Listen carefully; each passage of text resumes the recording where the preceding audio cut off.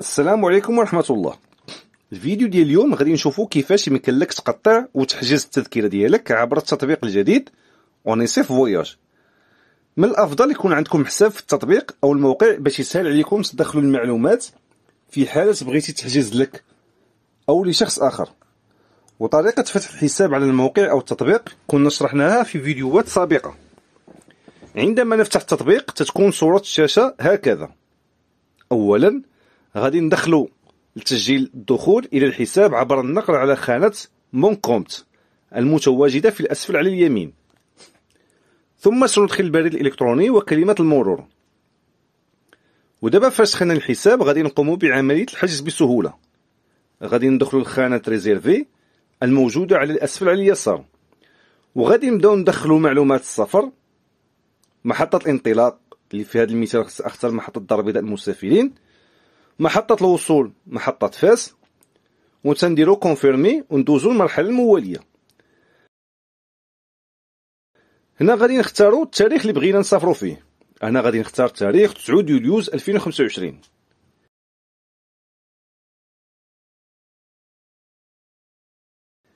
هنا في مون كونفور غادي نختارو الدرجة اللي بغينا نسافرو فيها، واش الدرجة الأولى أو الدرجة الثانية أو السرير بالنسبة للقطارات اللي عندها هاد الخاصية.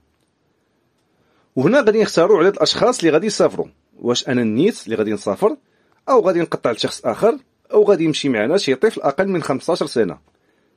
في حاله بغيت نزيد معايا شي شخص باش نقطع ليه معايا ونجلسوا بجوج حدا بعضياتنا، غادي نضغطوا على هذا الزر زائد، واذا بغينا نحيدوه نضغطوا على زر ناقص. في حاله كان هذا الشخص عنده شي بطاقه ديال التخفيض غادي ندخلوا معلومات التخفيض بالضغط على هذا الزر اللي بحال النسبه المئويه. والأطفال ما بين 4 سنوات و 15 سنة تيخلصوا تعريفة ديال الأطفال، وأقل من 4 سنوات معفيين من الخلاص. في حالة معنا شي طفل وغادي نخلصوا عليه غادي نزيدوه من هذه العلامة ديال الزائد.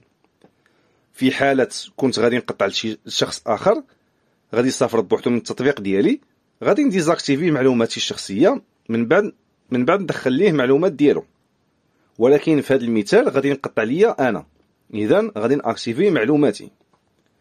هنا قبل الضغط على كونفيرمي حاولوا تأكدوا من صحة المعلومات اللي دخلتم، محطة الانطلاق والوصول، التاريخ وعدد الأشخاص المسافرين باش ما تغلطوش وتصدقوا مقطعين أكثر من بلاصة. دابا فاش تأكدنا نديرو روشيرشي باش نشوفوا المواقيت اللي كاينين واللي غادي تناسبني في السفر. هنا كاينين مواقيت على اليسار وأثمنة كل رحلة على اليمين.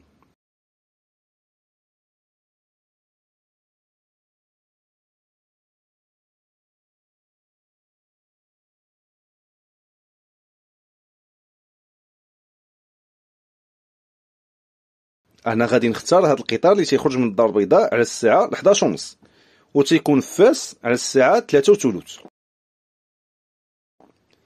هنا كيف ما كتشوفوا كاينين العروض في هذا الوقت، عندنا عدة أثمنة في نفس الرحلة.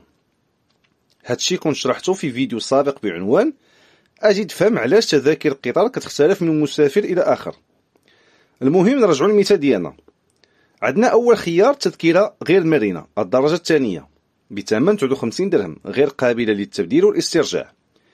خيار ثاني تذكرة غير مرنة درجة الأولى بثمن 89 درهم. خيار ثالث تذكرة نصف مرنة درجة ثانية الثمن 105 درهم. خيار رابع تذكرة نصف مرنة الدرجة الأولى الثمن 165 درهم. خيار خامس تذكرة مرنة درجة ثانية الثمن 155 درهم. وخيار سادس تذكرة مرنة درجة أولى الثمن 165 درهم. وأنا في هذا المثال غادي نختار الخيار الأول الثمن 59 درهم وغادي نكليكي على ريزيرفي.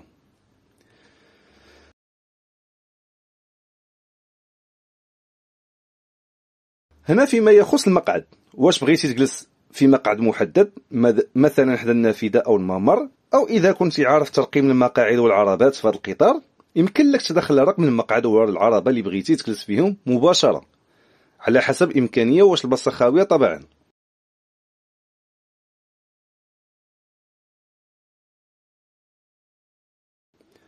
أنا ما غاديش نختار المقعد حيت ما عنديش مشكل ونخلي السيستم هو اللي يختار ليا. واخيرا غادي نختاروا طريقه الدفع، واش ببطاقه بنكيه مغربيه او بطاقه بنكيه اجنبيه. في هذا المثال كنشوفوا في حاله اختارينا بطاقه اجنبيه كتزاد علينا درهم فاصله 74 كرسوم. هنا غادي نختار بطاقه بنكيه مغربيه. عندنا جوج خانات، الاولى غير الزاميه، غير اذا بغيتي توصل بمعلومات حول العروض اللي تيقدم المكتب عبر البريد الالكتروني. في حاله ما بغيتيش غادي تجاوزها. ولكن الخانه الثانيه الزاميه، وهي تعني الموافقه على شروط البيع، تنكليكي عليها ومن بعد تنكليكي على بروسيدي او بايمون.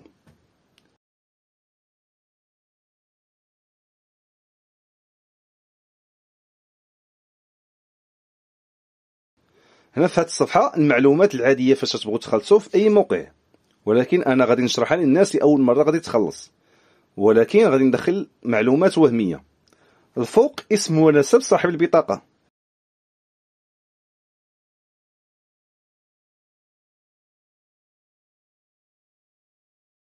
هنا إدخال أرقام 14 الموجودة في وجه البطاقة البنكية، ثم إدخال تاريخ انتهاء صلاحية البطاقة.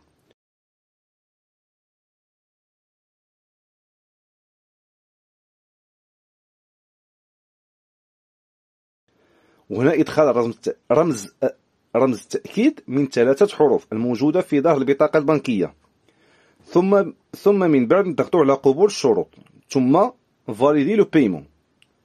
هنا البنك غادي ترسل لك رمز من 6 حروف الى الرقم الهاتف اللي عاطيه البنكه. غادي تدخلوا هنا في كلمه المرور وتكليكي على اوكي.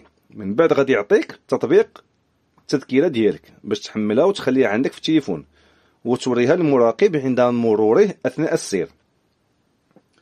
وهنا غادي نكونوا وصلنا لنهايه الفيديو، ونلتقي في فيديوهات قادمه ان شاء الله غادي نشرحوا فيها كيفاش يمكن لك تحجز من التطبيق في حالة كانت عندك بطاقة تخفيض، وكيفاش يمكن لك تبدل التذكرة أو تلغيها من التطبيق. في حالة كان عندكم شي سؤال ما تردوش في كتابته في التعليق أسفله، وأنا غادي نجاوبكم عليه إن شاء الله. نتمنى تكونوا استفدتوا، ولا تنسونا من صالح دعائكم، وشكرا.